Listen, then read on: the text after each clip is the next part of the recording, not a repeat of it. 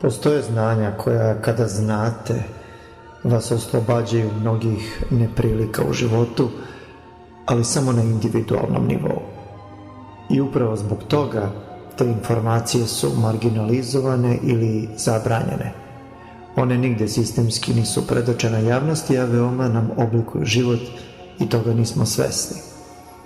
Oni koji nemaju te informacije predmet su manipulacije i njima vladaju strahovi zbog nemogućnosti da ostvare ciljeve koji su opet njima usađeni kao važni, a zapravo su pogrešni za njihov život. Prava perspektiva je ona koju nas niko ne uči. Ovo predavanje nema za cilj da budimo uspavane, nego da onima koji su već budni na tom putu pomognemo da u svojim spoznajama odu još dalje i povežu mnoštvo očiglednih stvari.